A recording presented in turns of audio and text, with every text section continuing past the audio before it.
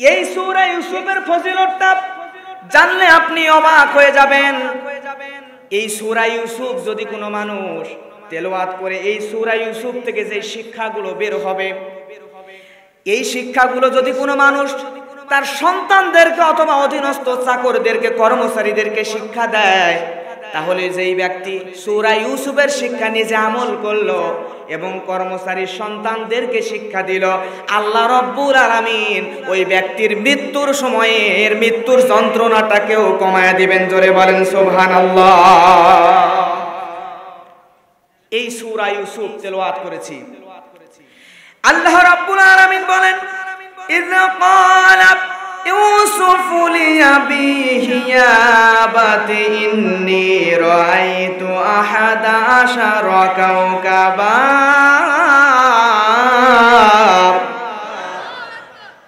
আল্লাহ রাব্বুল আলামিন জানাচ্ছেন, ইউসুফ আলাইহিস সালাতু ওয়াস সালাম পিতা ইয়াকুব আল্লাহর নবীকে বললেন, আব্বা গো, আমি গত রাতে একটা স্বপ্ন দেখেছি। স্বপ্নটা হলো, গত রাত্রিতে আমি স্বপ্নের মধ্যে দেখলাম 11টা নক্ষত্র এসে আমার পায়ে সেজদা দিল। শুধু 11টা নক্ষত্রই নয়, ওয়াস শামসা ওয়াল কমারা, সূর্য আমার পায়ে সেজদা দিল, কমার চাঁদ আমার পায়ে সেজদা দিল। আব্বা গো, এই স্বপ্ন আমি দেখেছি। এই কথা যখন বলল, আচ্ছা বলেন তো, নবীদের স্বপ্ন সত্য নাকি মিথ্যা? কথা বলেন, সত্য না মিথ্যা? নবীদের স্বপ্ন অবশ্যই সত্য, আর আমাদের স্বপ্ন কেমন? মনে করেন আপনাদের এখানে বাস স্ট্যান্ড কোথায় আছে? নাজিরপুর। নাজিরপুর বাস স্ট্যান্ডে দেখবেন বাসের হেল্পার যারা আছে, এরা বাসের গায়ে জোরে জোরে বাড়ি দেয় আর বলে নাটোর নাটোর নাটোর। আছে না, আছে না, আছে না? বাসের গায়ে জোরে জোরে থাবা দেয়, বাড়ি দেয় আর বলে নাটোর নাটোর নাটোর। এইরকম একজন হেল্পার ঘুমাইছে স্ত্রীর সাথে। স্ত্রীর সাথে ঘুমানোর পরে সেইবার জোরে জোরে দেখতেছে যে বাসের ওপরে আছি, বাসের ওপরে জোরে জোরে বাসের গায়ে থাবড়া দেয়, বাড়ি দেয়, জোরে বাড়ি দিচ্ছে আর নাটোর নাটোর নাটোর করতেছে। এই লোকের স্ত্রীর ঘুম গেছে ভাঙ্গে, লাফ দিয়ে উঠে স্বামীর ধাক্কা দিয়ে তুলছে। তোলার পরে বলতেছে, কি হয়েছে তোমার? স্বামী এবার লাফ দিয়ে উঠছে, উঠার পরে বলতেছে, ব্যাপার, আমি তো এখনই ছিলাম বাসের উপরে। স্ত্রী বলতেছে, বাসের উপরে মানে? স্বামী বলতেছে, আমি কেবলই দেখলাম আমি নাজিরপুর বাস স্ট্যান্ডে, নাজিরপুর বাস স্ট্যান্ডে আমি বাসে মানুষ তুলতেছি, যাত্রী তুলতেছি, আর বাসের গায়ে বাড়ি দিচ্ছি আর বলতেছি নাটোর নাটোর নাটোর। তখন স্ত্রী বলতেছে, আরে বোকালো, তুমি বাসের গায়ে বাড়ি দাও নাই, তুমি আমার পিঠে বাড়ি দিয়ে আমার পিঠ লাল করে ফেলেছো, দেখো। প্রিয় ভাইরা, লোকটা দেখতেছিল স্বপ্ন। জোরে বলেন, কি স্বপ্ন? তাহলে বোঝা যাচ্ছে এই লোকের স্বপ্ন আর নবীদের স্বপ্ন এক। আপনারা জানলে অবাক হয়ে যাবেন। এই যে মাদ্রাসা, মাদ্রাসায় দেখবেন হুজুরদের কাছে খবর নেবেন, তাহলে শুনতে পাবেন কিছু শ্রেণীর কিছু ছাত্র আছে, যে ছাত্রগুলা যখন ঘুমায়া যায়, ঘুমের মধ্যে সুন্দর করে কোরআন তেলাওয়াত করে।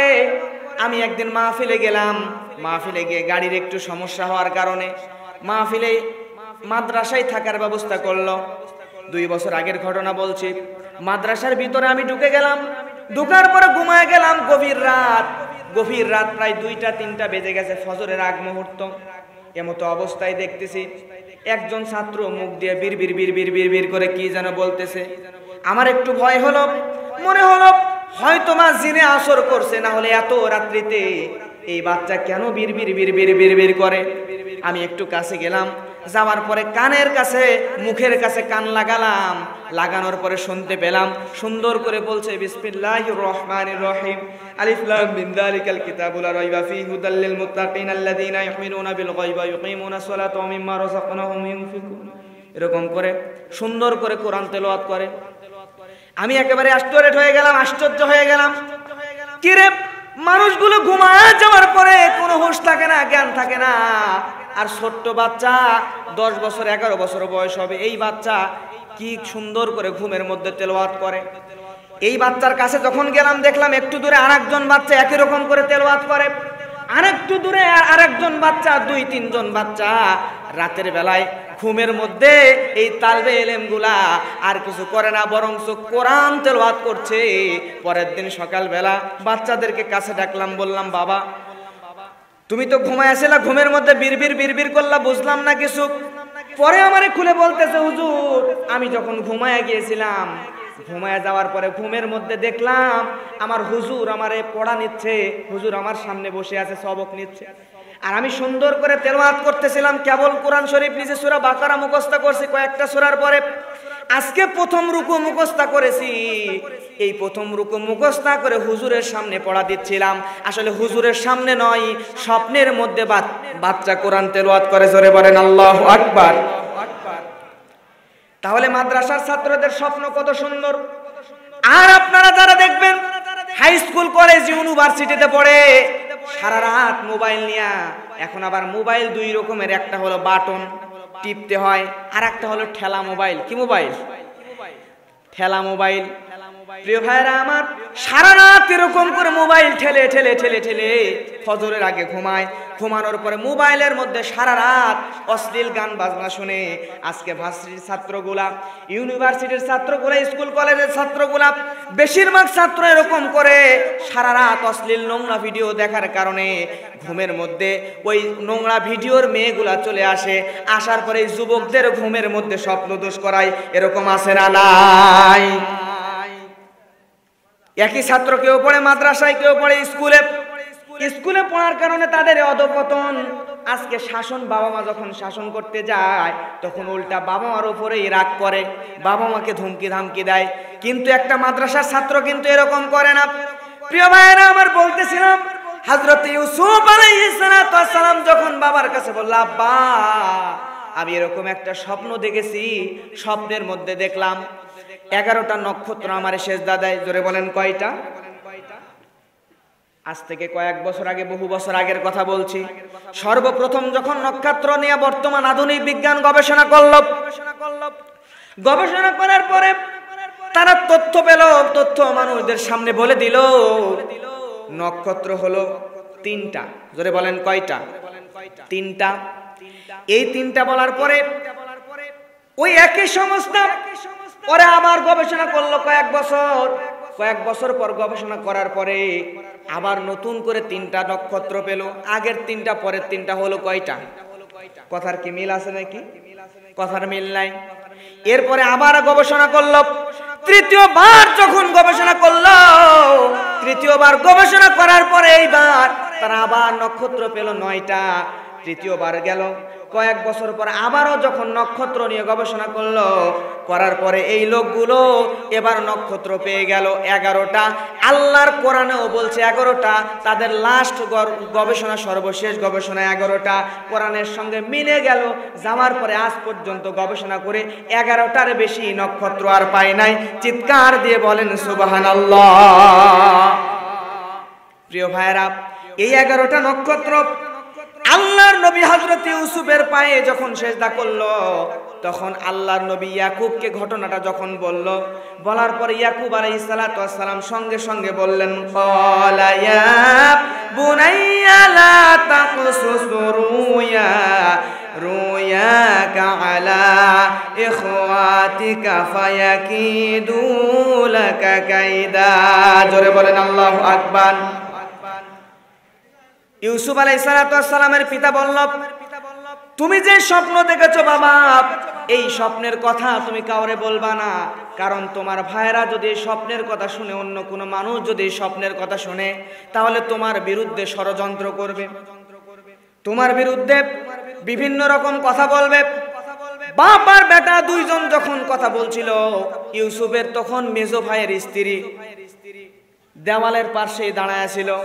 আমাদের সমাজেও দেখবেন এক শ্রেণীর মহিলা আছে, এই মহিলাগুলা কি করে, সব সময় আড়ি পাতে, কে কোন গল্প বলছে, কে কি বলছে, এইগুলা শুই না, ওইখান থেকে আরেক জায়গায় যায় এই গল্পগুলা বলে গন্ডগোল লাগায় দেয়। এমন মহিলা আমাদের এলাকায় জোরে বলেন আছে না নাই? এইবার এই ভাইয়ের আল্লাহর নবী হযরত ইউসুফ আলাইহিস সালামের কথাগুলো যখন মেজো ভাইয়ের স্ত্রী শুনে নিল, শুনে নেওয়ার পরে সঙ্গে সঙ্গে সে দৌড়ে চলে গেল অন্য ভাইদের কাছে। ইউসুফ আলাইহিস সালাতু ওয়াস সালামের 10টা সৎ ভাই ছিল, জোরে বলেন কয়টা? এই 10 ভাই ইউসুফ নবীকে দেখতে পারে না। আল্লাহর নবী ইউসুফ সবার ছোট হওয়ার কারণে আল্লাহর নবী ইয়াকুব আলাইহিস সালাতু ওয়াস সালাম ইউসুফ নবীকে কিন্তু অনেক বেশি ভালোবাসে। প্রিয় মুসলমান ভাইরা, অনেক বেশি ভালোবাসার কারণে আল্লাহর নবী হযরত ইয়াকুব আলাইহিস সালাতু ওয়াস সালাম তাকে এত বেশি ভালোবাসে, যার কারণে হযরত ইউসুফ আলাইহিস সালাতু ওয়াস সালাম পিতাকেও ভালোবাসে, বাবাও সন্তানকে ভালোবাসে। অন্য ভাইরা এইটা আর দেখতে পারে না। অন্য ভাইরা কি করল? সঙ্গে সঙ্গে তারা কায়দা শুরু করে দিল, ষড়যন্ত্র শুরু করে দিল, ষড়যন্ত্র করলো। আল্লাহ রাব্বুল আলামিন এটা কোরআনের মধ্যে বলে দিল, নিকতুলু ইউসুফা আবিতরাহুহু আরদান ইয়াখলু লাকুম ওয়াজহু আবিকুম ওয়া তাকুনু মিন বাদিহি কওমান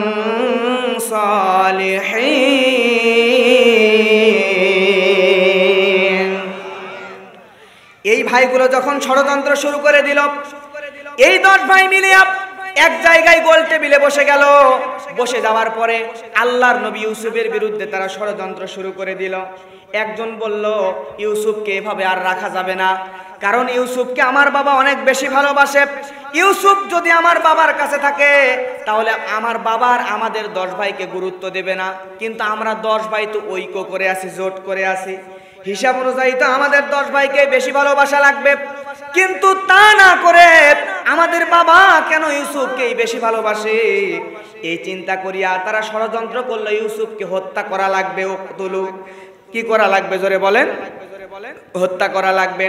হত্যার ষড়যন্ত্র যখন তারা করলো, হত্যার ষড়যন্ত্র করার পরে আরেকজন বলছে, না, হত্যা করা যাবে না, কারণ ইউসুফকে হত্যা করলে সরাসরি আমরা বিপদে পড়ে যাব, কারণ আমাদের বাবা হলো নবী, আমাদের বাবা হলো নবী। আমাদের বাবা যদি বুঝতে পারে, জানতে পারে, আর আল্লাহর কাছে যদি বরদোয়া করে দেয়, আল্লাহ চাইলে সাথে সাথে আমাদেরকে মাটির নিচে ঢুকায়া দিতে পারে। এজন্য আমরা এই মুহূর্তে ইউসুফকে হত্যা করব না, বরং এখান থেকে নিয়ে যাইয়া দূরে যাইয়া ইউসুফকে একটা কূপের মধ্যে ফেলে দিব। প্রিয় ভাইরা আমার, তারা ষড়যন্ত্র করল। তাফসীরের মধ্যে লিখেছে ইউসুফ আলাইহিস সালাতু ওয়াস সালামকে নিয়ে ষড়যন্ত্র করার কারণ আর কিছু ছিল না। ইউসুফকে নিয়ে ষড়যন্ত্র করার একটাই কারণ ছিল, কারণ ইউসুফ তাদের চাইতে বাবার কাছে বেশি প্রিয় হওয়া। কথা বলেন ঠিক কিনা? আজকেও দুনিয়ার জমিনে আমাদের দেশের দিকে তাকান, বাংলাদেশের মধ্যে সবচাইতে জনপ্রিয় একজন মুফাসসির, কোরআনের পাখি, তার কিন্তু আর কোনো দোষ ছিল না, শুধুমাত্র একটাই দোষ।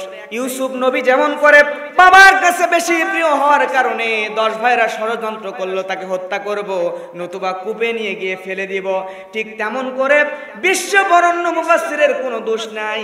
শুধু তাই নয়, আমাদের মেধাবী স্টুডেন্ট বড় ভাই মিজানুর রহমান আজহারি, তারও কোনো দোষ নাই। তাদের একটাই দোষ, তারা জনগণের কাছে বেশি প্রিয় হওয়া। জোরে বলেন ঠিক কিনা? জনগণের কাছে বেশি প্রিয় হওয়ার কারণে একজন মৃত্যু কারাদণ্ডে দণ্ডিত হয়ে আছে, আর আরেকজন দেশ ছাড়া হয়েছে, অন্য দেশে থাকতে হচ্ছে, নিজের মাতৃভূমিতে আসতে পারছে না। প্রিয় ভাইরা আমার, আল্লাহর নবী হযরত ইউসুফকে নিয়ে তারা এরকম ষড়যন্ত্র করলো। করার পরে তারা চিন্তা করে, ইউসুফকে তো আমরা নিয়ে চলেই যাব, কিন্তু বাবার কাছে কি বলবো? প্রিয় ভাইরা আমার, সঙ্গে সঙ্গে তারা বাবার কাছে চলে গেল। বাবার কাছে যাওয়ার পরে তারা সবাই বাবাকে বলল, আব্বা গো, আমরা ইউসুফকে একটু নিয়ে যাইয়া ইউসুফকে নিয়ে খেলাধুলা করতে চাই। ইউসুফ ফল কুড়াবে আর আমরা ইউসুফকে পাশে রেখে খেলাধুলা করব, ইউসুফকে তো আমরা অনেক ভালোবাসি। ইয়াকুব আলাইহিস সালাম তখন বলছে, বাবা, আমার আশঙ্কা হয়, আমার মনে হয় তোমরা যদি ইউসুফকে এখান থেকে আমার কাছ থেকে নিয়ে যাও তাহলে ইউসুফকে বাঘে খাবে। জোরে বলেন, কিসে খাবে? বাঘে খাবে।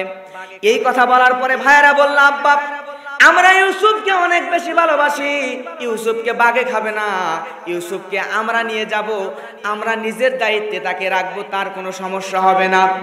এই দিকে কিন্তু ষড়যন্ত্র করে রেখে দিয়েছে। প্রিয় ভাইরা আমার, ষড়যন্ত্রের প্রথম ধাপ তারা বলল ইউসুফকে হত্যা করতে হবে, কিন্তু আরেকজন বলল না, তাকে হত্যা করা যাবে না। আল্লাহর নবীর বিরুদ্ধে এরকম ষড়যন্ত্র হয়েছে। আল্লাহ রাব্বুল আলামিন কুরআনুল কারীমের মধ্যে আল্লাহ রাব্বুল আলামিন জানিয়ে দিচ্ছেন, আল্লাহ বলছেন ওয়াইদ ইয়ামকুরু বিকাল্লাযীনা কাফারু লিয়ুসবিতুকা আও ইয়াকতুলুকা আও ইউখরিজুকা ওয়া ইয়ামকুরুনা ওয়া ইয়ামকুরুল্লাহ ওয়াল্লাহু খায়রুল মাকিরিন।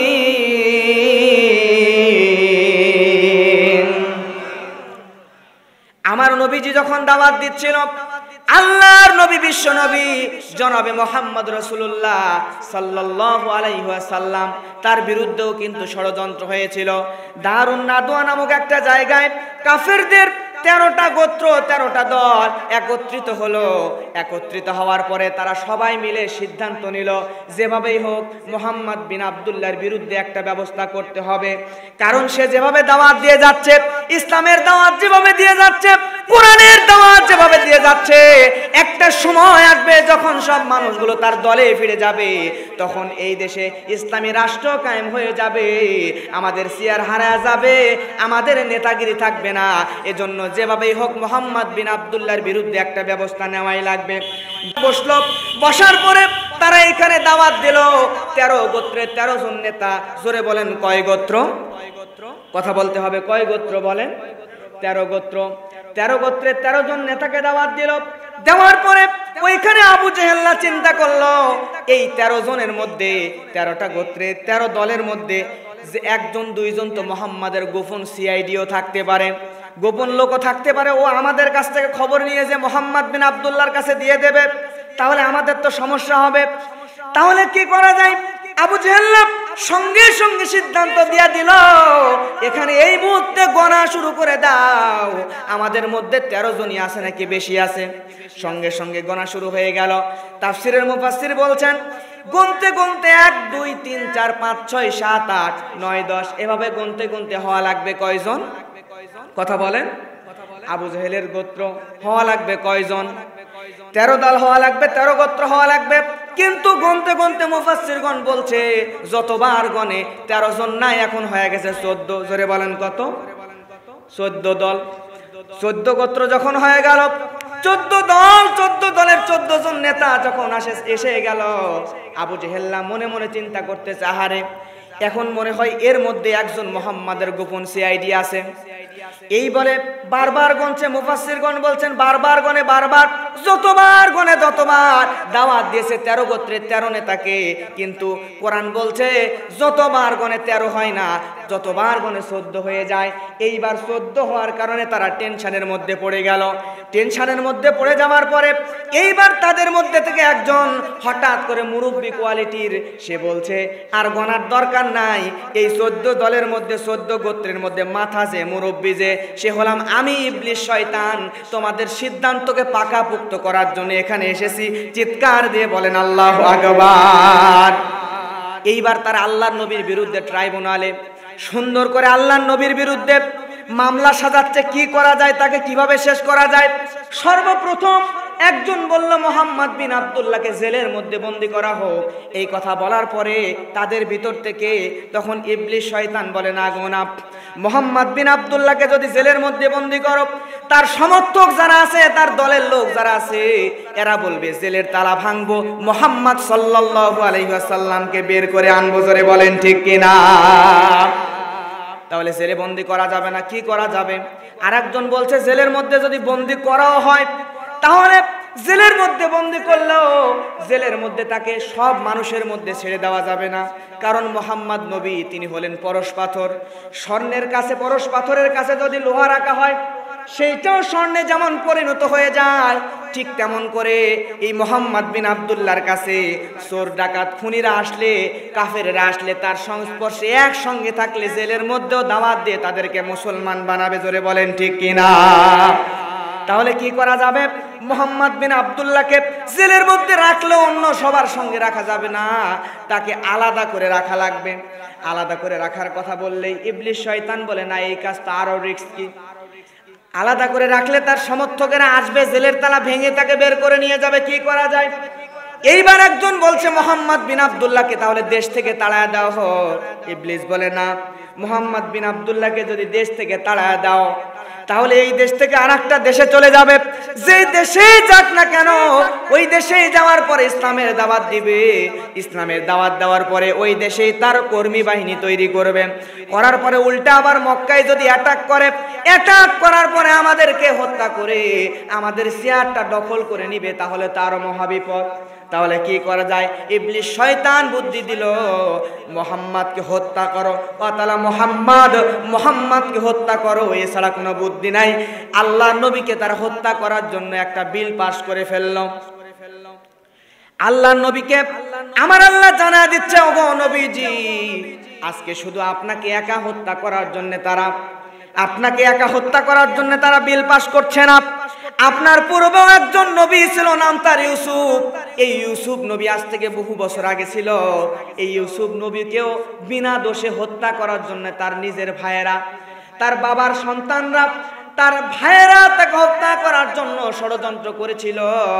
আল্লাহ রাব্বুল আলামিন এটাই বলছেন, উকতুলু, আল্লাহ রাব্বুল আলামিন বলেন, উকতুলু ইউসুফা বিতুরহুহু আরদান ইয়াখলু লাকুম ওয়াজহু আবিকুম ওয়া তাকুনু মিন বাদিহি কওমান সালিহিন।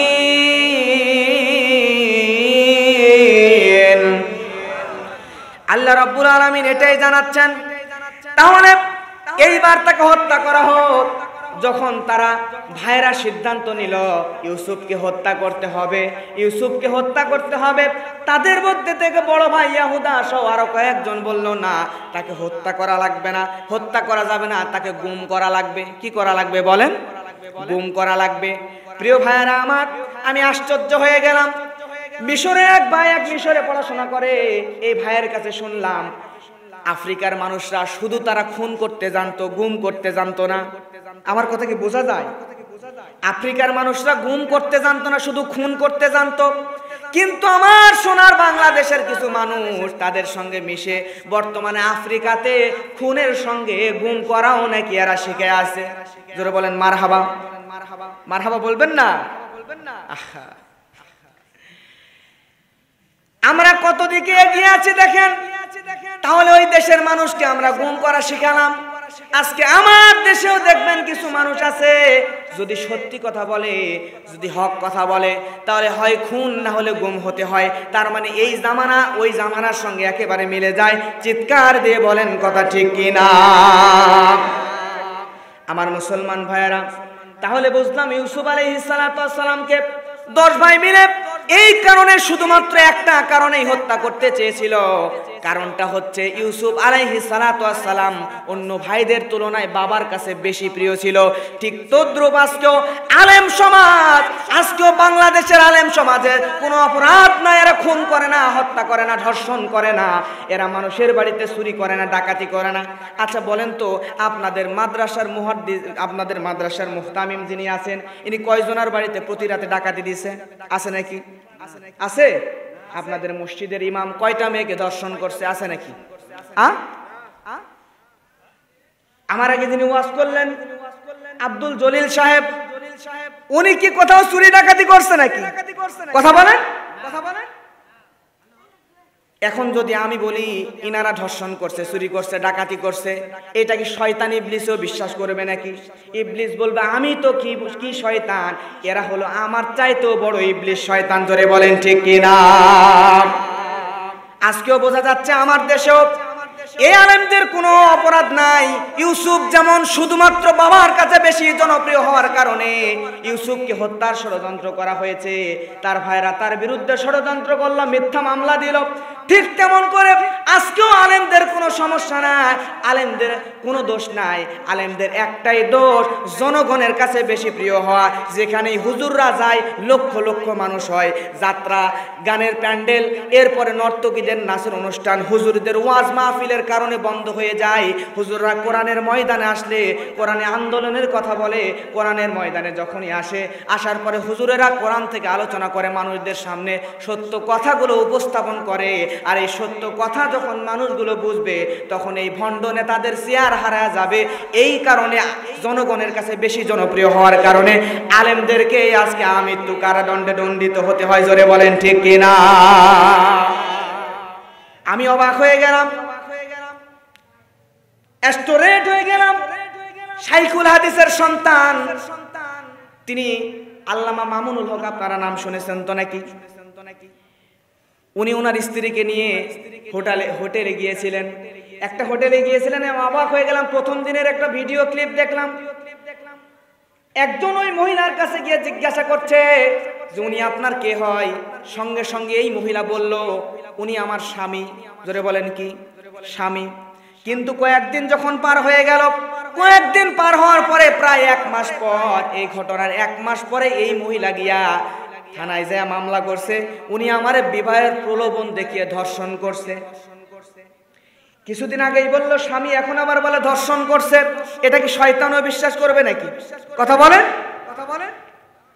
এইভাবে প্রত্যেকটা আলেমকে জনগণ থেকে বিচ্ছিন্ন করা গেলে, যে আলেমগুলা দেখবেন হকের কথা বলে, যে আলেমগুলা সত্য কথাগুলো মানুষদের সামনে বলবে, বিশ্ববরণ্য মুফাসসির সহ, প্রিয় আজারি ভাই সহ, যে আলেমরা কোরআনের ময়দানে কথা বললে লক্ষ লক্ষ মানুষগুলো কোরআনের কথা শুনতে আসে, যে আলেমগুলা কোরআনের ময়দানে কথা বললে হক কথা বলে, এই আলেমরা কথা বললে জাতি সতর্ক হয়ে যাবে, ইসলামের প্রতি আগ্রহ দেখালে তখন তাদের এই চুরি ডাকাতি বন্ধ হয়ে যাবে, চেয়ার হারিয়ে যাবে। একটা ভয়ে জানে আলেমরা ভালো, তারপরও মিথ্যা মামলা দিয়া কারাদণ্ড দেয়। তার মানে বোঝা যায় এরাই ইউসুফ নবীর যুগের মতো, এরাই হলো টাটকা ফেরাউন আর নমরুদ, এরাই হলো আবু জেহেলের উত্তরসূরি। জোরে বলেন ঠিক কিনা? প্রিয় ভাইরা আমার, আজকে আমি যদি ওয়াজ করি, সারা জীবন যদি আমি কাহিনী বলে যাই, ঘটনা বলে যাই, তাহলে আমার বিরুদ্ধে কেউ কোনো কথা বলবে না। কিন্তু যখনই আমি কোরআন থেকে রাষ্ট্র ব্যবস্থা কিভাবে পরিচালনা করা লাগবে, কোরআন থেকে বিচার ব্যবস্থা কিভাবে চলবে, কোরআন দিয়ে আইন কিভাবে চলবে, সমাজ কিভাবে পরিবর্তন করা যাবে, এই কথা যখন বলবো, চুরি করলে হাত কেটে দেওয়া লাগবে, এই কথা যখন বলবো, তখনই কিন্তু আমাকেও রাজাকারের ট্যাগ লাগায় দিবে। কথা বলেন ঠিক কিনা? অবাক লাগে আজকে কিছু মানুষ আমাদেরকেও, আচ্ছা আমার বয়স কত হতে পারে, 22 বছর হবে মনে হয়, যুদ্ধ হয়েছে আজ থেকে 50 বছর আগে, কিন্তু আমাকেও কিছু মানুষ দেখি বাচ্চা রাজাকার কয়।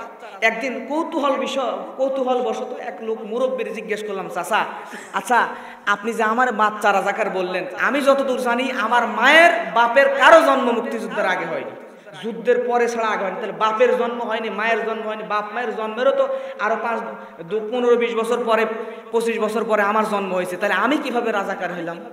চাচা তখন কয়, চাচা বলছে হুজুর তুমি রাগ কইরো না, আমি কিন্তু মনের কষ্টে বলছি, কারণ হলো মুক্তিযুদ্ধের আগে যেই হুজুরগুলা জন্ম নিয়েছে, এই স্বাধীনতার আগে যেই হুজুরগুলা জন্ম নিয়েছে, নেওয়ার পরে যারা সত্য কথাগুলো এখন মানুষদের সামনে বলছে, তারা হলো আসল রাজাকার। আর যারা এখন জন্ম নিয়ে সত্য কথা মানুষের সামনে বলে, এদেরকেও ডিজিটাল কায়দায় বাচ্চা রাজাকার বানায় দিবে। জোরে বলেন ঠিক কিনা? প্রিয় ভাইরা আমার, মনের কষ্ট থেকে কথাগুলো বলছি। অবাক করা কাণ্ড, 90% মুসলমানের দেশ হওয়ার পরেও আজকে আমরা কোথায় আছি? আজকে আলেমরা কেন সত্য কথাগুলো মানুষদের সামনে বলতে পারে না? আমরা তো মানুষদেরকে কষ্ট দেওয়ার জন্য নয়, আপনি ডাইরেক্ট জাহান্নামের ভিতরে চলে যাচ্ছেন, আপনাকে জাহান্নাম থেকে আমরা জান্নাতের দিকে আনতে চাই, আর আমাদেরকে শত্রু মনে করে আমাদেরকে আপনারা বিরুদ্ধাচরণ করেন, এর কারণে আপনার আযাব আরো ভয়াবহ হইতে পারে। কথা বলেন ঠিক কিনা? আমাদের সংশোধন হওয়া লাগবে। প্রিয় ভাইরা আমার, আল্লাহ রাব্বুল আলামিন কোরআনুল কারীমের মধ্যে সূরা ইউসুফের 10 নম্বর আয়াতে আল্লাহ বলছেন, ক্বালা কাইলুম মিনহুম লা তাকতুলু ইউসুফা ওয়া আলকুহু ফি গায়াবাতিল জুব্বি ইয়ালতাকিতুহু বা'দুস সাইয়ারাতি ইন কুনতুম ফাইলিন।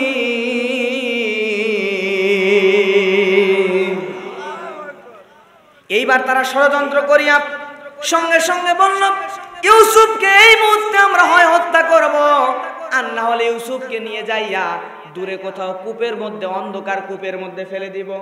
আল্লাহর নবী হযরত ইউসুফ আলাইহিস সালাতু ওয়াস সালামকে অন্ধকার কূপের মধ্যে যখন ফেলে দেওয়ার কথা তারা বলল, তারা সবাই মিলে সম্মত হয়ে গেল। বাবার কাছে গিয়ে বলল, আব্বা আপনি যদি অনুমতি দেন ইউসুফকে এখান থেকে নিয়ে যাইয়া আমরা দূরে যাইয়া ইউসুফ খেলা করবে, আমাদের সাথে একটু ঘোরাঘুরি করবে। বাবা দিতে চায় না, কিন্তু বাবার অবর্তমানে তারা বাবার সামনে ইউসুফকে একজনের কোল থেকে আরেকজনের কোলে দেয়, আরেকজনের কোল থেকে আরেকজনের কোলে দেয়। এরকম করে মহব্বত প্রদর্শন করে বাবারে দেখায় আমাদের ভাইকে আমরা অনেক ভালোবাসি। কিন্তু বাবা যখন চোখের আড়াল হলো, সঙ্গে সঙ্গে হযরত ইউসুফ আলাইহিস সালাতু ওয়াস সালামকে তারা ওখান থেকে নিয়ে দূরে চলে গেল, দূরে একটা জঙ্গলের পাশে চলে গেল। যাওয়ার পরে আল্লাহ নবী ইউসুফকে এরকম করে উপর দিকে তুলে ছোট্ট বাচ্চা ইউসুফকে মাটির উপরে জোরে করে ফুঁকে দিল। আল্লাহর নবী ইউসুফ ছোট্ট মানুষ, দুনিয়া থেকে জনম দুঃখিনী মা বিদায় নিয়ে চলে গেছে। ছোট্ট মানুষ জোরে যখন উপর থেকে মাটির দিকে ফেলায়া দিল, চিৎকার দিয়ে দিয়ে কাঁদে, ভাই আমারে কেন মারতেছে? ভাইরে আবার ফুটবলের মতো করে, ফুটবলে যেমন শট দিয়ে একজনের কাছ থেকে লাথি নিয়ে আর একজনের কাছে নিয়ে চলে যায়, ঠিক তেমন করে আল্লাহর নবী ইউসুফকে ওই 10 ভাই মিলে পা দিয়ে জোরে করে লাথি দেয়। লাথি দিয়ে গড়ায় আর একজনের কাছে যায়, সে আবার দৌড়ে আরেকজনের কাছে লাথি দিয়ে পাঠায় দেয়। আল্লাহর নবী ইউসুফ তখন জোরে যখন একজন লাথি দিছে, বড় ভাই ইয়াহুদার পায়ের কাছে চলে আসছে। এইবার বড় ভাই ইয়াহুদার পায়ের কাছে এসে ইয়াহুদার পাটা শক্ত করে জাপটে ধরে চিৎকার দিয়ে কেঁদে বলতেছে, ভাই আমার বাবার অবর্তমানে আপনি তো আমাদের অভিভাবক, আমার বাবার অবর্তমানে তো আপনি আমাদের অভিভাবক, দয়া করে ভাইদের কাছ থেকে আমাকে বাঁচান, ভাইরা আমারে মারতে মারতে তো মেরেই ফেলবে, দয়া করে আমারে বাঁচান। প্রিয় ভাইরা আমার, সঙ্গে সঙ্গে আল্লাহর নবী ইউসুফের উপর বড় ভাই ইয়াহুদার মায়া হয়ে গেল। ইয়াহুদা তখন অন্য ভাইদেরকে বলতেছে, ভাইরা আমরা তো সিদ্ধান্ত নিয়েছি ইউসুফকে কূপে ফেলে দিব, ইউসুফকে গুম করে ফেলবো, তাহলে কেন আমরা ইউসুফকে মারতেছি? ইউসুফকে মারার দরকার নাই, আমরা নিয়ে গিয়ে কূপে ফেলে দিব। আল্লাহর নবী ইউসুফকে নিয়ে যাওয়া হলো, একটা কূপের কাছে নিয়ে যাওয়ার পরে কূপে ফালায়া দিবে। এমন সময় ইউসুফের শরীরের মধ্যে একটা জুব্বা আছে, এই জুব্বাটা টান দিয়ে তারা খুলে নিতে চায়।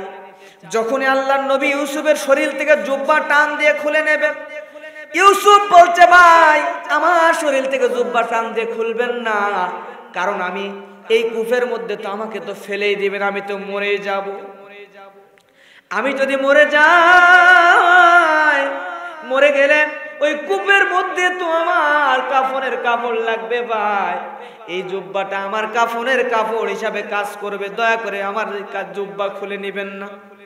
নির্দয় ভাইদের মধ্যে দয়া হলো না, সঙ্গে সঙ্গে টান দিয়ে যখন ইউসুফ নবীর জুব্বা শরীর থেকে খুলে নেয়। প্রিয় ভাইয়েরা আমার, আল্লাহর নবী ইউসুফ এতটা সুন্দর চেহারার মানুষ ছিলেন। আল্লাহর নবী যখন ইসরা মেরাজে গেলেন, মেরাজ থেকে ঘুরে এসে আম্মা জান আয়েশা রাদিয়াল্লাহু তাআলা আনহার কাছে গল্প করছে, আয়েশা রে আমি যখন মিরাজে গেলাম, মিরাজে গিয়ে ইউসুফ নবীর সঙ্গে যখন দেখা হলো, আল্লাহর নবী ইউসুফের দিকে যখন আমি তাকালাম, তাকানোর পরে আমার মনে হলো আমার আল্লাহ তামাম বিশ্ব জাহানের অর্ধেকটা সৌন্দর্য ইউসুফের শরীরের মধ্যে ঢুকায়া দিয়েছে। এত সুন্দর চেহারার অধিকারী ইউসুফ, জুব্বাটা টান দিয়ে যখন খুলে নেওয়া হলো, ভাইদের চিন্তা ভাবনা, এই জুব্বা একটুখানি রক্ত ভরাইয়া বাবার কাছে নিয়ে যাব, বাবার কাছে নিয়ে গিয়ে বলবো ইউসুফকে বাগে খেয়ে ফেলছে, এজন্য জুব্বা খুলে নিল। নির্দয় ভাইয়েরা, আল্লাহ নবী ইউসুফকে এইবার সঙ্গে সঙ্গে ওইভাবে তুলিয়া পায়জামাটাও খুলে নিবে, কিন্তু ইউসুফ পায়জামার দড়িটা শক্ত করে ধরছে। ধরার পরে বলতেছে, বাইরে জুব্বা তো খুলেই নিলেন, পায়জামা খুলে নিয়েন না, আমার তো সতর ডাকার প্রয়োজন আছে। এইভাবে শক্ত করে যখন ধরছে, ধরার পরে ভাইদের মায়া হওয়ার কারণে বড় ভাই ইয়াহুদা বলে, না আর দরকার নাই, এভাবেই কূপের মধ্যে ফেলে দেওয়া হোক। আল্লাহর নবী ইউসুফকে নিয়ে এইবার তুলে কূপের মধ্যে ফেলায় দিল। তাফসীরের মধ্যে আসছে, এইবার আল্লাহ রাব্বুল আলামিন জিবরিল আমিনকে অর্ডার করে দিল, জিবরাইল এই মুহূর্তে দুনিয়ার জমিনে চলে যাও, ইউসুফকে তোমার কুদরতি কোলের মধ্যে উঠায় নাও, দুই হাতের মধ্যে কোলের মধ্যে নিয়ে নাও। তাফসীরের মধ্যে আসছে জিবরিল আমিন পৃথিবীতে সবচাইতে জোরে জোরে, আসমান থেকে আরশ থেকে সবচাইতে জোরে জোরে দুনিয়াতে যেই কয়বার আসছে তার মধ্যে একবার হলো ইউসুফ নবী। এই ইউসুফ আলাইহিস সালাতু ওয়াস সালামকে যখন কূপের মধ্যে ফেলে দেওয়া হয়, এই সময়টা প্রিয় ভাইরা আমার 1 সেকেন্ডকে 1000 ভাগ করলে হয় 1 মাইক্রোসেকেন্ড। 1 মাইক্রোসেকেন্ডকে 1000 ভাগ করলে হয় 1000 ভাগের 1 ভাগ হয় 1 ন্যানো সেকেন্ড। এই 1 ন্যানো সেকেন্ডেরও কয় হাজার ভাগের 1 ভাগ।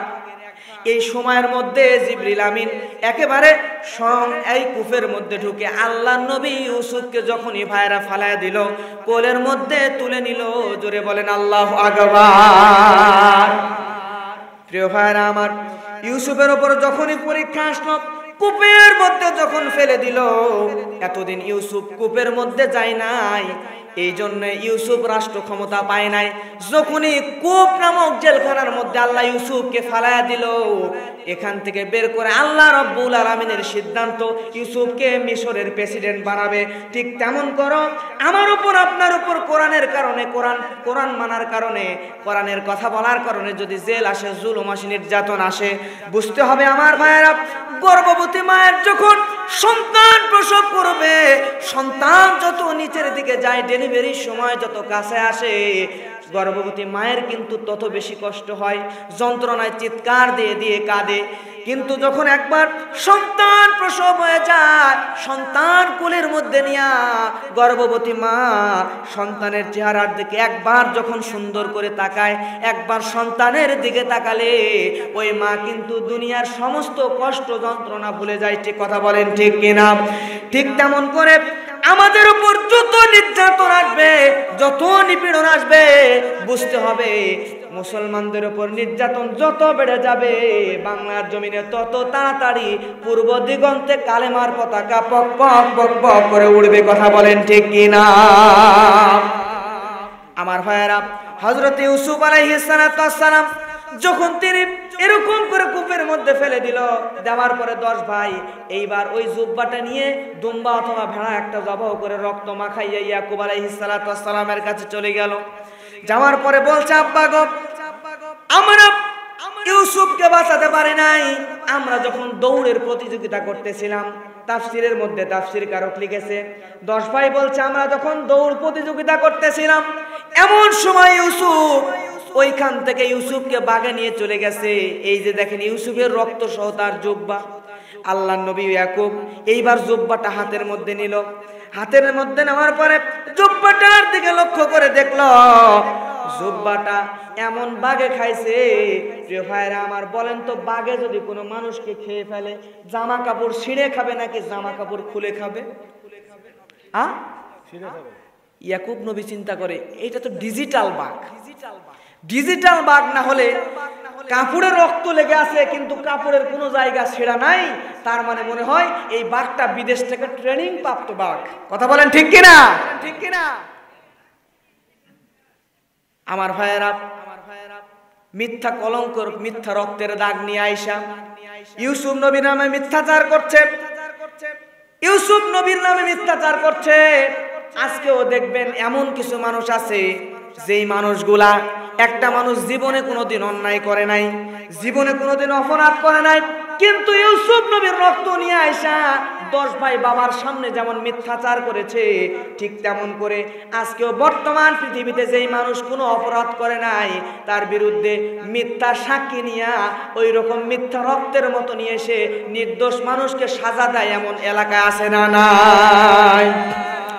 প্রিয় ভাইরা আমার, আল্লাহর নবী হযরত ইউসুফ আলাইহিস সালাম সঙ্গে সঙ্গে আল্লাহর নবী হযরতে ইউসুফ আলাইহিস সালাম তিনি কূপের মধ্যে পড়ে আছেন। এইদিকে 10 ভাই বাপের কাছে যখন জুব্বা দিল, আব্বা দেখার পরে শুধু বলল, আমার সন্তানকে এমন কোন ভদ্র বাঘে খাইছে যেই বাঘটা আমার সন্তানের কাপড় চোপড় পর্যন্ত ছেড়ে নাই। প্রিয় ভাইরা আমার, এরকম করিয়া বাবা বুঝতে পারলো আমার সন্তানেরা চক্রান্ত করছে। এইদিকে 10 ভাইয়ের মাথার মধ্যে একটা চিন্তা ঢুকে গেল। 10 ভাইয়ের চিন্তা ভাবনা মাথার মধ্যে এমন ভাবে ঢুকে গেল, মনে মনে ভাবলো ইউসুফকে তো কূপের মধ্যে আমরা ফালায়া দিছি, কিন্তু ইউসুফ যে কূপের মধ্যে আছে, এখন এই কূপের মধ্যে থেকে তুলে তো অন্য কেউ আবার বের করতে পারে, বের করলে আবার তো বাড়িতে ফিরে আসবে, যা দেখার দরকার ইউসুফকে কেউ নিয়ে গেল কিনা। আল্লাহ রাব্বুল আলামিন একদল কাফেরা ওই রাস্তা দিয়ে একদল কাফেরা যাচ্ছিল, এই কাফেলাদের তৃষ্ণার্ত কাফেলা, তাদের মধ্যে আল্লাহ রাব্বুল আলামিন তৃষ্ণা আরো বাড়ায়া দিল, দেয়া পট্টা ফুলায় আল্লাহ নবী ইউসুফ যে কূপের মধ্যে আছে এই কূপের পাশ দিয়ে রাস্তা আল্লাহ তাদেরকে বাতলে দিল। তারা মনের ভুলে ইউসুফ নবীর ওই কূপের পাশ দিয়ে যারা যাওয়া শুরু করলো, চিৎকার দিয়ে বলেন সুবহানাল্লাহ। যেতে যেতে যখন কূপের কাছে চলে আসলো, আসার পরে তাদের মনের বাসনা যে আমরা কূপের মধ্যে থেকে পানি তুলে কূপ তো পেয়ে গেলাম, আমরা বড়ই তৃষ্ণার্ত।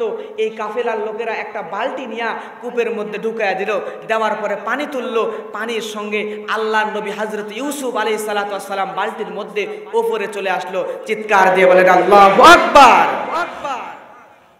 আল্লাহ নবী হযরত ইউসুফ আলাইহিস সালাতু ওয়াস সালাম যখন বালতির সাথে উপরে চলে আসলো, আসার পরে এই দিকে যেই ভাইগুলা ছিল এরাও ওই একই সময় ইউসুফকেও চলছে, তারাও দৌড়ে চলে আসছে। আসার পরে এই কাফেলার লোকেদেরকে বলছে, চক্রান্ত করে ষড়যন্ত্র করে বলছে যে এই ইউসুফ হচ্ছে আমাদের গোলাম।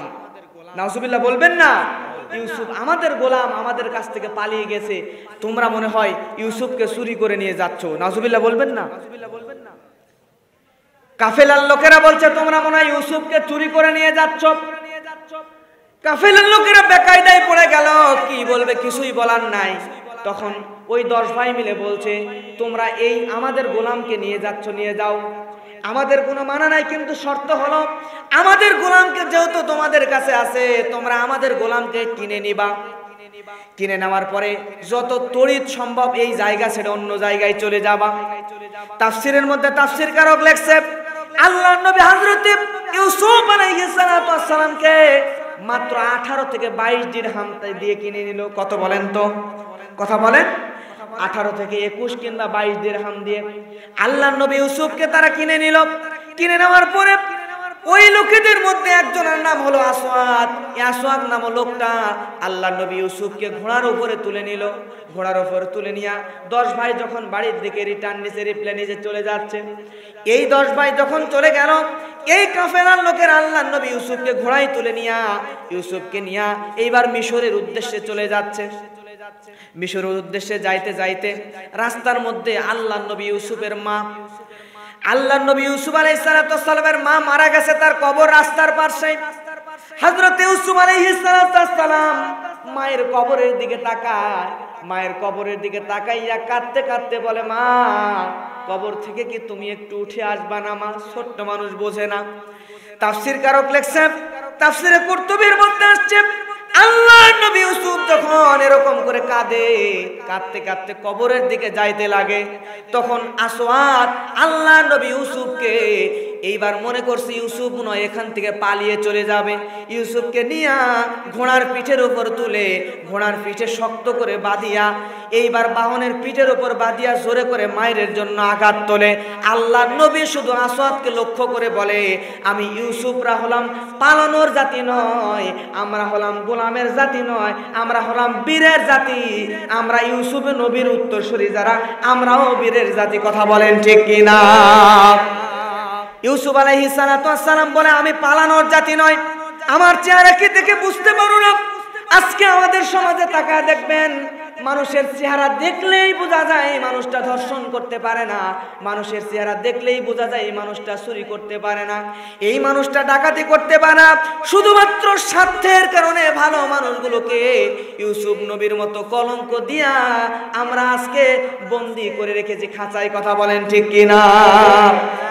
আল্লাহর নবী হযরত ইউসুফ আলাইহিস সালাতু ওয়াস সালাম এইবার যখন এই কথা বলার পরে অত্যন্ত রোদ গরমের কারণে তাফসীরে কুরতুবীর মধ্যে লিখেছে আল্লাহর নবী ইউসুফ এরকম করে 2টা হাত আল্লাহর দিকে উঁচু করে বলছে, আল্লাহ আমার তো সহ্য হয় না, আল্লাহ তুমি একটু বৃষ্টি দাও। আসওয়াদ বলে, আমি তাকিয়ে দেখলাম ইউসুফ ছোট্ট বাচ্চা কোলার পিঠে বাহুনের পিঠ থেকে এরকম করে যখন দুইটা হাত উপরে উত্তোলন করেছে, উত্তোলন করার পরে আল্লাহর কাছে যখন বলছে, আল্লাহ ও দয়াময় আল্লাহ তুমি একটু বৃষ্টি দাও। আমি লক্ষ্য করে দেখলাম ইউসুফের চাইতে দেরি হলো, আসমানে এক টুকরা মেঘ জমা হয়ে ওর জায়গায় বৃষ্টি বর্ষণ হতে দেরি হলো না। আল্লাহ নবী ইউসুফকে সে বুঝতে পারলে সাধারণ কোনো মানুষ না, সাধারণ কোনো বালক না। আল্লাহ নবী হযরত ইউসুফ আলাইহিস সালামকে এইবার সে সুন্দর করে নিয়ে চলে গেল। প্রিয় ভাইরা আমার, নিয়ে যাওয়ার পরে মিশরের একটা বাজারে যেখানে গোলামদেরকে কেনা বেচা হইতো, ওইখানে ইউসুফ নবীকে রেখে দিয়েছে। রেখে দেওয়ার পরে মিশরের তৎকালীন সময় আজিজে মিশর অর্থমন্ত্রী যে ছিল, এই লোকটা মিশরের বাজারে চলে আসলো। আসার পরে বাজারে এসে হযরত ইউসুফ আলাইহিস সালামের চেহারার দিকে তাকালো। একবার তাকানোর পরে যখন দেখলো, চেহারা দেখেই বুঝতে পারলো এই ছেলে ভবিষ্যতে নবী হবে। জোরে বলেন আল্লাহু আকবার। দেখে বুঝতে পারার পরে এই লোকটা সঙ্গে সঙ্গে কোনো দাম দর না করে, আমরা যখন বাজারে যাই একটা বেগুন 7 বার করে উল্টে দেখি তারপরে কিনে নিই, কথা বলেন ঠিক কিনা? যে কোনো তরি তরকারি বলেন, শাকসবজি বলেন, ফলমূল বলেন, যেইটাই কিনতে যায় অনেক ভালোভাবে দেখে তারপরে সেটা কিনে কিন্তু বাসায় নিয়ে যায়। কিন্তু হযরত ইউসুফ আলাইহিস সালামকে গোলাম হিসাবে বিক্রি করতে আসছে এই কাফেলার লোকেরা। আর যখন আজিজে মিশর ওইখানে আসলো, আসার পরে অর্থমন্ত্রী সে ইউসুফ নবীর দিকে তাকাইয়া একবার দেখেই বুঝতে পারলো ভবিষ্যৎ কি। তখন ওই লোকেরা কাফেলাদারকে বলল, এর দাম কত? এক দামে আল্লাহর নবী হযরত ইউসুফ আলাইহিস সালামকে কিনে একবারে গোলামের জায়গা থেকে রাজপ্রাসাদে, মিশরের রাজপ্রাসাদে নিয়ে চলে গেল। চিৎকার দিয়ে বলেন আল্লাহু আকবার।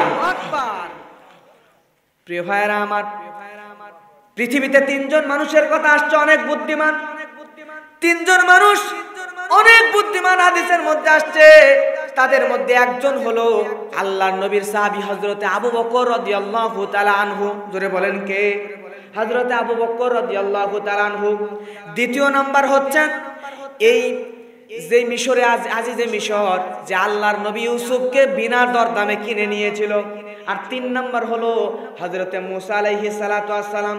তিনি যখন ফেরাউনের দরবার থেকে যখন আল্লাহর নবী শুআয়ব আলাইহিস সালামের এলাকা মাদায়েনে ভ্রমণ করেছিল, ভ্রমণ করার পরে শুআয়ব আলাইহিস সালামের মেয়েগুলো আল্লাহর নবী মুসাকে দেখার পরে বলেছিল আব্বার কাছে গিয়ে, আব্বা ওই লোকটা অবশ্যই ভালো হবে, ওই লোকটা নিঃসন্দেহে ভালো হবে, ওই লোকটাকে আমাদের বাড়িতে আপনি রেখে দেন।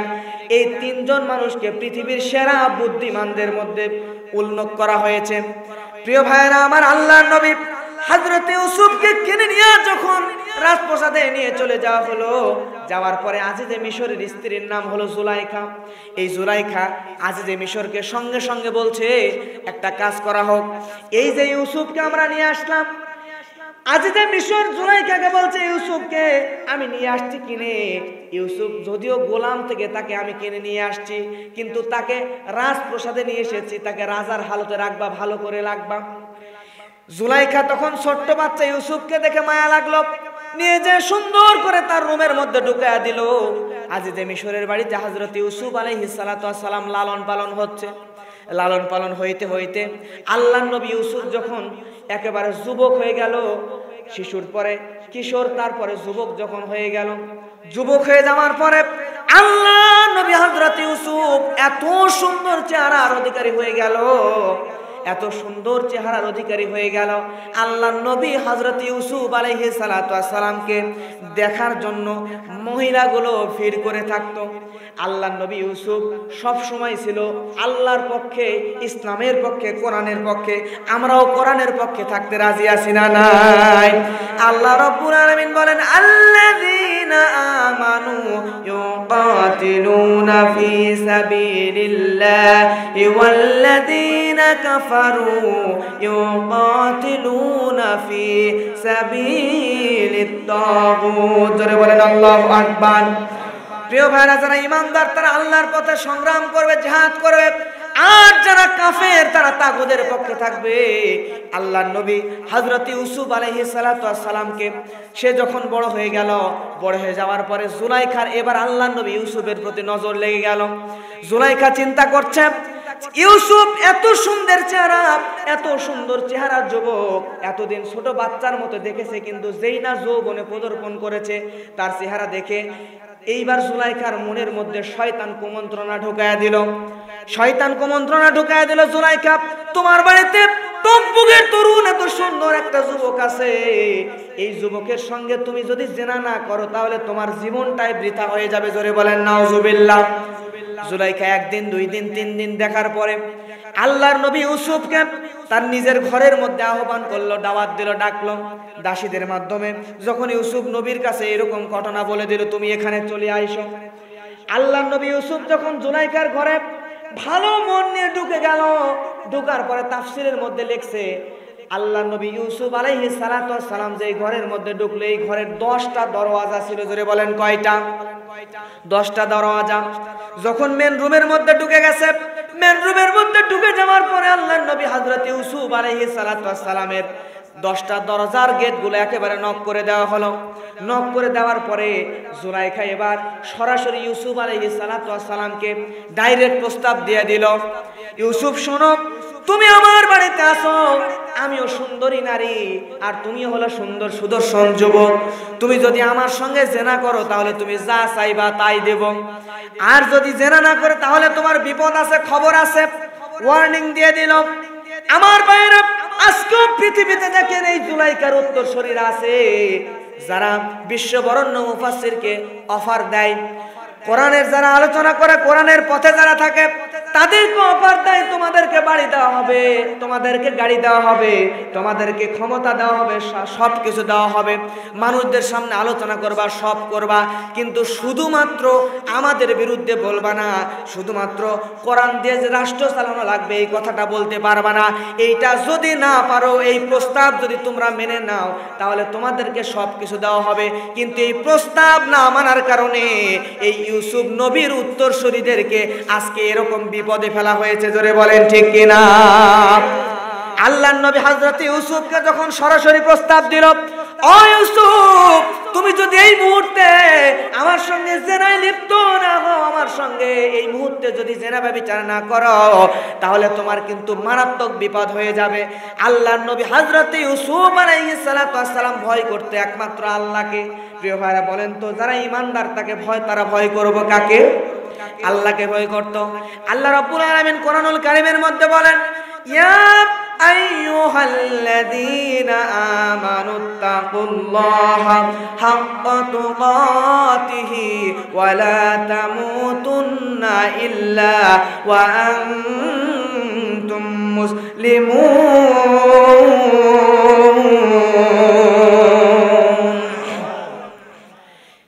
প্রিয় ভাইরা, আমরা যারা ঈমানদার তারা ভয় করব কাকে? আর জোরে বলেন কাকে? একমাত্র আল্লাহ রাব্বুল আলামিনকে ভয় করতে হবে। আল্লাহ রাব্বুল আলামিনকে ইউসুফ নবী এমন ভয় করে, ভয় করার মতো ভয় করে।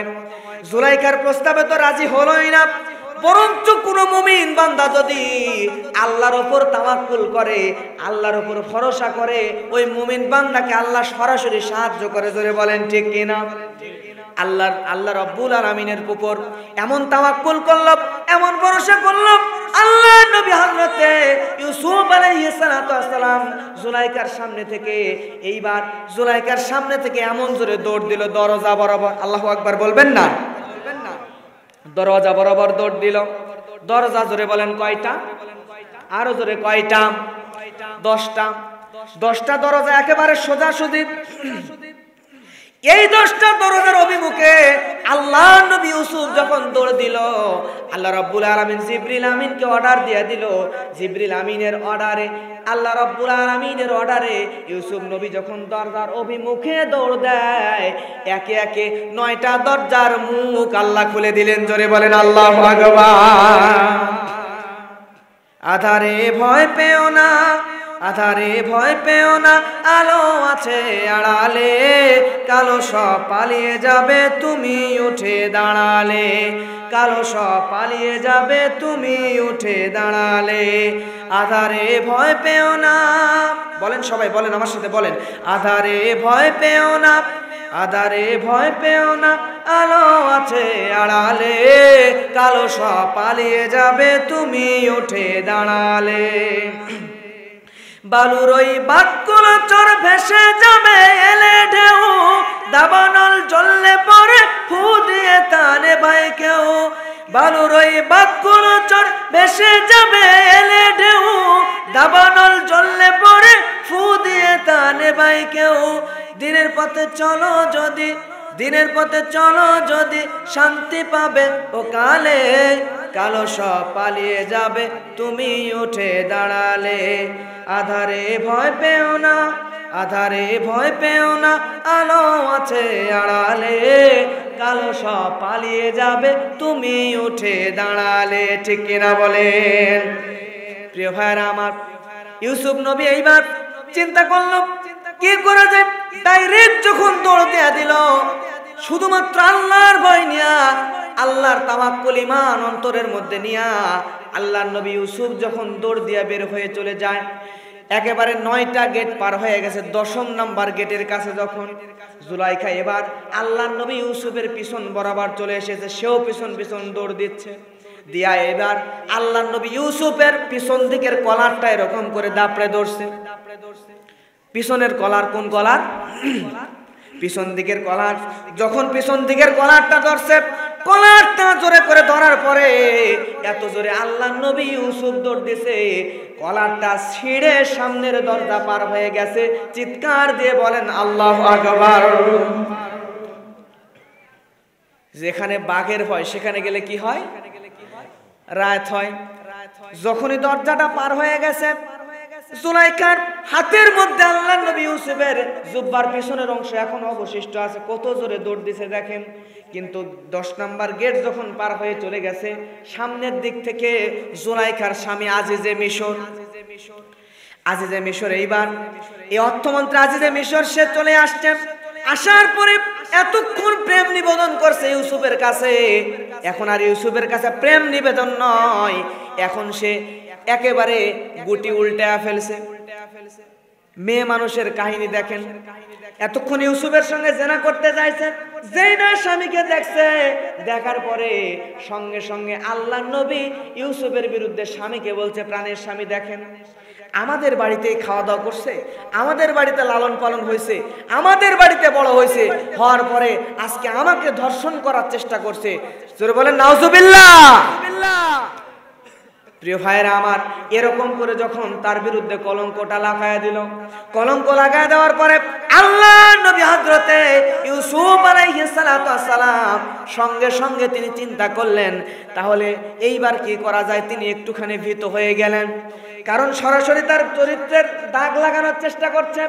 জুলাইখার স্বামীর কাছে বলতেছে, প্রাণের স্বামী, ইউসুফকে এমনি ছেড়ে দিলে হবে না, তাকে এই মুহূর্তে জেলে যদি না দেন তাহলে কিন্তু আমি আপনার সাথে সম্পর্ক রাখবো না। এরকম করে স্বামীকেও ব্ল্যাকমেল দিয়ে করে দিল।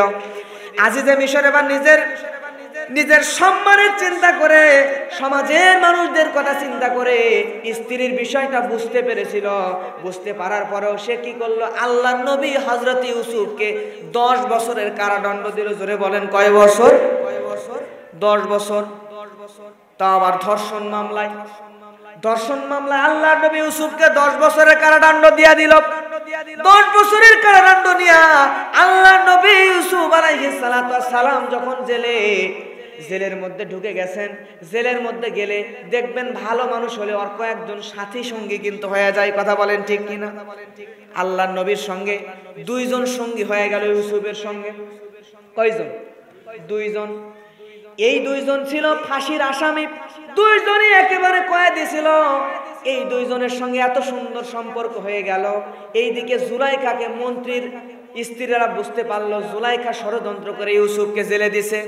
আজকেরও জুলাইখা এবং জুলাইখার বান্ধবীরা জানে কিনা বিশ্ব মরেন্দ্র মুফাসসির তিনি একেবারে নির্দোষ। জোরে বলেন জানে কি জানে না? জানার পরেও তারা নিজের গদি টিকানোর জন্য এটাকে ধামাচাপা দিয়ে দেয়, চেয়ার বাঁচানোর জন্য। কথা বলেন ঠিক কিনা?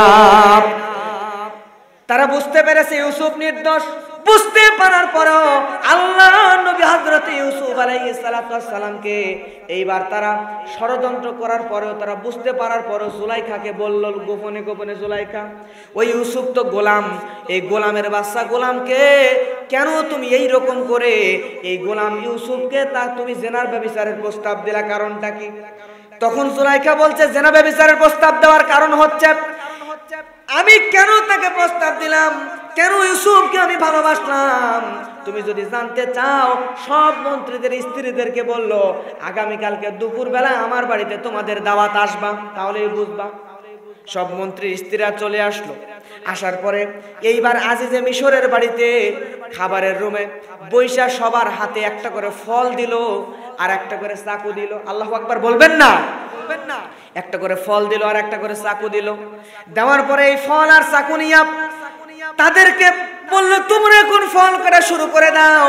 ফল যখন কাটা শুরু করে দিবে, জুলাইখা এইবার জেলের আসামি আল্লাহর নবী হযরত ইউসুফকে ওই মেয়েদের সামনে নিয়ে চলে আসলো। মেয়েদের সামনে যখন নিয়ে আসলো, আসার পরে দেখতে পেল আল্লাহর নবী ইউসুফের চেহারা এতটাই সুন্দর। আল্লাহর নবী ইউসুফের চেহারার দিকে তাকানোর পরে ওই মেয়েগুলা ফল কাটবে কি ফলের জায়গায় নিজের হাত কেটে ফেলে দিল। জোরে বলেন আল্লাহু আকবার। এখানে হাত কাটা বলতে মুফাসসিরগণ হাত কেটে ফেলে দেওয়া বোঝায় নাই। আজকালকার ডিজিটাল ছেলে মেয়ে দেখবেন এরা প্রেম ভালোবাসা করে, প্রেম ভালোবাসা করার পরে ছেঁকা খাওয়ার পরে বেলেট দিয়া হাত এরকম করে টেনে টেনে হাতে কেটে দাগ বানায়, দেখছেন কিনা? দেখেন নাই? প্রিয় ভাইয়েরা, এরকম করে চাকু দিয়ে মারতে গিয়ে হাত কেটে ফেলেছে। বেলেট দিয়ে কাটলে যেরকম এরকম কাটা কাটছে, কাটার পরে সবার হাতে রক্ত। আরেকটা হাদিসের মধ্যে আসছে আল্লাহ নবী হযরত ইউসুফকে যে মেয়েগুলা দেখছে, আম্মা জান আয়েশা বলছেন আমার আল্লাহর নবী ইউসুফকে যে মেয়েগুলা দেখে ফল কাটতে গিয়ে হাত কেটে ফেলেছে, আল্লাহর নবী ইউসুফকে দেখে যদি ফল কাটতে গিয়ে হাত কেটে ফেলে, আমার নবীর চেহারা এত সুন্দর লাবণ্যময় ছিল, আমার নবীকে যদি তারা দেখতো তাহলে ফল কাটতে গিয়ে হাত নয় বরং কলিজাটা কেটে ফেলতো। জোরে বলেন আল্লাহু আকবার। প্রিয় ভাইরা, ইউসুফ আলাইহিস সালাতু ওয়াস সালাম তিনি ছিলেন সাদা সুন্দর, আর আমার নবীজি তিনি ছিলেন লাবণ্যময় সুন্দর। সুবহানাল্লাহ বলবেন না? এইবার আল্লাহর নবী হযরত ইউসুফ আলাইহিস সালাতু ওয়াস সালাম তিনি যখন এরকম করে ইউসুফকে নিয়ে আসলো, সবাই যখন হাত কেটে ফেললো, তখন মন্ত্রীদের স্ত্রীদেরকে বলল এই কারণে ইউসুফের প্রতি আমি এত দুর্বল। মন্ত্রীর স্ত্রীরা বলল তুমি এত দেরি করে তার প্রতি দুর্বল হয়েছো, কিন্তু আমরা আগে যদি জানতাম ইউসুফ এরকম, তাহলে এত দেরি আমরা করতে দিতাম না। চিৎকার দিয়ে বলেন আল্লাহু আকবার। জেলের মধ্যে যাওয়ার পরে দুইজন সাথী, মনে আছে না ভুলে গেছেন? দুইজন সাথী, এই দুইজন সাথী তার সব সময় সাথে থাকতো। এই দুইজন সাথী একদিন ঘুমায় গেছে, ঘুমের মধ্যে স্বপ্ন দেখে আল্লাহ নবী হযরত ইউসুফ আলাইহিস সালাতু ওয়াস সালামকে আল্লাহ রাব্বুল আলামিন এমন পাওয়ার দিয়েছে। আগেই ওই যে বললাম স্বপ্ন যেইটাই দেখতো, নবীদের স্বপ্ন মিথ্যা নাকি? যেই স্বপ্ন দেখে সেই স্বপ্নই সত্যি হয়ে যায়। আর আল্লাহর নবী ইউসুফ, ইয়াকুব আলাইহিস সালাতু ওয়াস সালাম, হযরত ইব্রাহিম আলাইহিস সালাতু ওয়াস সালাম যে কোনো স্বপ্নের ব্যাখ্যা খুব ভালো দিতে পারতেন। আল্লাহর নবী হযরত ইউসুফ আলাইহিস সালাতু ওয়াস সালাম তার কাছে এই দুই ব্যক্তি দুই রকমের স্বপ্ন দেখলো। একজন দেখতেছে তার মাথার উপরে একটা রুটি, এই রুটিটা কাক এসে ঠুকিয়ে ঠুকিয়ে রুটিটা খেয়ে নিচ্ছে। আর একজন স্বপ্নের মধ্যে দেখছে বাচ্চাকে নিজে হাতে মদ তুলে খাওয়াচ্ছে। দুইজনে কিন্তু একেবারে কয়েদি, আসামি। এই দুইজন আল্লাহ নবী ইউসুফের কাছে এসে বলছে আল্লাহ নবী ইউসুফ আপনি একটু আমাদেরকে বলেন তো এই যে স্বপ্ন দেখলাম এই স্বপ্নের ব্যাখ্যা কি আপনি দিতে পারবেন নাকি? আল্লাহ নবী ইউসুফ বললেন তোমাদের মধ্যে যেই ব্যক্তি দেখেছে যে মাথার উপর রুটি রাখছে, এই রুটিটা কাক এসে ঠুকিয়ে ঠুকিয়ে খেয়ে নিচ্ছে, এই লোকটাকে কিছুদিনের মধ্যে বাচ্চা এখান থেকে নিয়ে যাবে, যাওয়ার পরে শুলে চড়ানো হবে। শুলে চড়ানোর পরে এই লোকটার মাথার উপরে ওই রকম কাক এসে যেরকম রুটি খাইছে ওই রকম শুলে চড়ানোর পরে এই লোকের মাথার মগজগুলো কাক এসে ঠুকায় ঠুকায় খাবে। চিৎকার দিয়ে বলেন আল্লাহু আকবার। আর একজন ব্যক্তি সে এবার বলছে যে আমি স্বপ্ন দেখছি বাচ্চাকে আমি মদ খাওয়াচ্ছি, তার মানে কি আল্লাহর নবী ইউসুফ বলছে আপনিও কিছুদিনের মধ্যে জেলখানা থেকে মুক্তি পাবেন, মুক্তি পাওয়ার পরে এইখান থেকে আপনাকে ডাইরেক্ট আমাদের দেশের প্রেসিডেন্ট যে বাচ্চা যে তার খুব নিকট একজন লোক বানায়া দিবে, তার ডান হাত বানায়া দিবে, কাছের লোক বানায়া দিবে, সব সময় কাছে রাখবে আপনাকে। আমার মুসলমান ভাইয়েরা, আল্লাহর নবী ইউসুফ আলাইহিস সালাতু ওয়াস সালাম এরকম কথা যখন তাদেরকে বললেন, বলার পরে সাথের যেই লোকটা, ওই লোকটাকে বলল তোমাকে যখন বাচ্চার কাছে নিয়ে চলে যাবে, বাচ্চার কাছে নিয়ে চলে গেলে এই বাচ্চার কাছে যখন যাবা তখন যে কোনো স্বপ্নের কোনো ব্যাখ্যার দরকার হলে আমাকে বলবা, আর আমার পক্ষে তুমি তার কাছে সাফাই করবা, ভালো কোনো কথা বলবা। প্রিয় ভাইয়েরা, এই লোক যখন বাচ্চার কাছে চলে গেল, ছাড়া পেয়ে গেল, বাচ্চার নিকটের মানুষ হয়ে গেল, হয়ে যাওয়ার পরে কি ঘটনাটা ঘটলো জানতে চান কি আপনারা? কারা কারা জানতে চান একটু দুই হাত উঁচু করে আল্লাহকে দেখান, জোরে তাকবীর না, আপনাদের মনে ঘুম ধরছে, আপনাদের রেসপন্স না থাকলে আমিও ওয়াজ করে মজা পাবো না, কথা বুঝেন নাই? তাকবীর জোরে দেন, ঘুম ছুটে দেন, লিল্লাহে তাকবীর, লিল্লাহে তাকবীর, আল্লাহু আকবার। আর কয়েক মিনিট, অল্প কয়েক মিনিট থাকবো, থাকবেন না চলে যাবেন, অনেকক্ষণ কষ্ট করছেন, আর সামান্য কিছুক্ষণ তার আগে মুসাম্মাদ আমের জান বেগম, গ্রাম দস্তাননগর, আল্লাহ 500 টাকা, লিল্লাহে তাকবীর, আল্লাহ তার দানকে কবুল আর মঞ্জুর করে নাও, জানে মালে বরকত দিয়ে দাও। মজলুমিয়া কোরআন শরীফ কেনার জন্য 500 টাকা দিচ্ছে। দস্তরপাড়া মজলুমিয়া না কোরআন শরীফ কেনার জন্য 500 টাকা, লিল্লাহে তাকবীর। আমার নাতি আকরাম হোসেন 500 টাকা দান করছে মাদ্রাসার মধ্যে দুইজনকে স্বপ্নের ব্যাখ্যা বলে দিল, দুইজনের স্বপ্নের ব্যাখ্যা মিলে গেল। স্বপ্নের ব্যাখ্যা মিলে যাওয়ার পরে একজন বাচ্চার নিকট আত্মীয় হয়ে গেল, একেবারে অনেক নিকটের ব্যক্তি হয়ে গেল, আর একজন তো মারা গেল। যাবার কয়েক বছর পরে এইবার বাচ্চা মারা গেল, মারা যাওয়ার পর আর একজন বেঁচে আছে, বাচ্চার খুব নিকটের একজন মানুষ হয়ে গেল।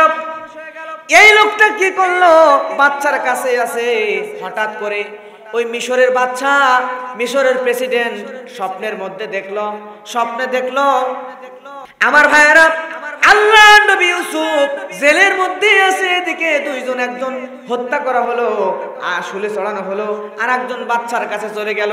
বাচ্চা একদিন ঘুমায় গেছে, ঘুমের মধ্যে বাচ্চা স্বপ্ন দেখতেছে একটা বিশাল বড় মোটা তাজা একটা গরু।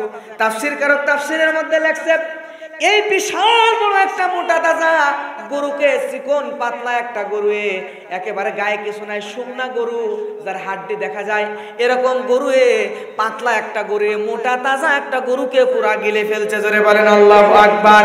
আর একটু দূরে তাকায় দেখে কিছু সবুজ শীষ, ফসলের সবুজ কিছু শীষ দেখা যায়, আর বাকিগুলো বিভিন্ন রং হয়ে গেছে, মানে নষ্ট হয়ে যায়। এই স্বপ্ন দেখার পরে চিন্তিত হয়ে গেল, কিরে মোটা তাজা একটা গরুকে, স্বাস্থ্যবান গরুকে একটা দুর্বল গরু কেন গিলে ফেললো?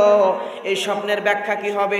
সভাসদের মধ্যে গিয়ে সে জিজ্ঞাসা করলো, প্রেসিডেন্ট বলছে বলেন তো আপনাদের মধ্যে কি এই স্বপ্নের ব্যাখ্যা কেউ কি দিতে পারবে নাকি?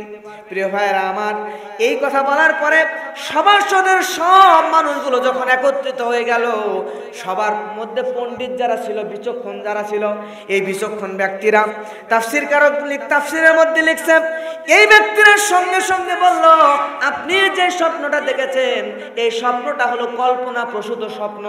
তার মানে আমাদের সমাজে আমরা যখন দেখবেন দিনের বেলা যেই বিষয়টা বেশি বেশি চিন্তা করবেন, আপনাদের এলাকায় হয় কিনা, আমাদের আত্মীয় স্বজন যখন মারা যায়, বাবা মা ভাই বোন এরকম কেউ যখন মারা যায়, মারা গেলে স্বপ্নের মধ্যে কিন্তু বারবার ওই মৃত ব্যক্তি আমাদের স্বপ্নের মধ্যে চলে আসে, এমন হয় কিনা? এইটা হওয়ার কারণ হচ্ছে ওই ব্যক্তিকে আমরা নিয়ে বেশি ভাবি।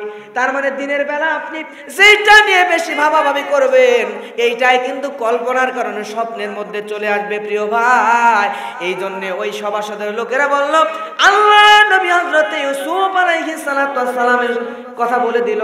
সবাই যখন বলল এটা কল্পনা প্রসূত স্বপ্ন, তখন ওই লোক, যেই লোক ইউসুফ নবীর সঙ্গে জেলের মধ্যে ছিল, এই লোকের মনে পড়ে গেল আমাদেরকে নিয়ে তো একটা ভবিষ্যৎবাণী করেছিল, এই ভবিষ্যৎবাণী তো সত্য হয়ে গেছে।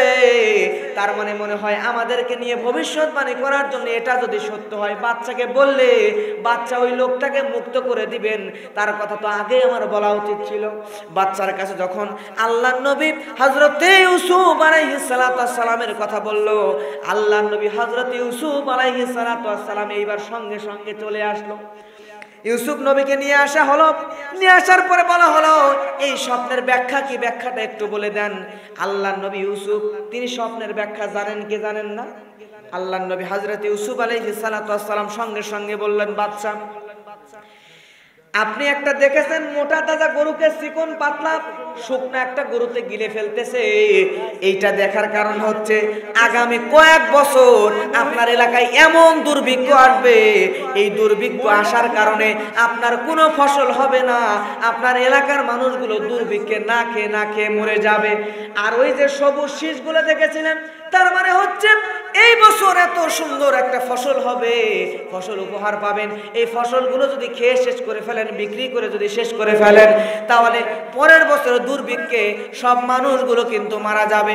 এজন্য আপনি যে কাজটি করবেন তা হলো এই দুর্ভিক্ষ আসার আগে এই বছরের সব ফসলগুলো মজুত করবেন, একত্রিত করে রাখবেন। একত্রিত করে রাখলে পরের বছর যখন দুর্ভিক্ষ আসবে, তখন আপনার এই মজুত করা ফসল দিয়ে, শস্য দিয়ে আপনারা রাজ্যের সমস্ত দুর্ভিক্ষগুলো দূর করতে পারবেন। চিৎকার দিয়ে বলেন সুবহানাল্লাহ। প্রিয় ভাইরা আমার, আল্লাহর নবী হযরত ইউসুফ আলাইহিস সালামের স্বপ্ন দেখলো। স্বপ্নের কথা ব্যাখ্যা যখন শুনলো, স্বপ্নের ব্যাখ্যা প্রায় বাস্তবায়ন হয়ে যাচ্ছে এমত অবস্থায় বাদশা খুশি হয়ে গেল। আল্লাহর নবী হযরত ইউসুফ আলাইহিস সালামকে গিয়ে প্রস্তাব দিল, ওগো নবী ইউসুফ, আপনাকে আমরা মুক্ত করে দিতে চাই। আপনি যদি রাজি হন তাহলে আপনাকে আমরা মুক্ত করে এখান থেকে আপনাকে ছেড়ে দিতে চাই। আল্লাহর নবী ইউসুফ বলল, আমাদেরকে মুক্ত করে দেওয়া লাগবে না।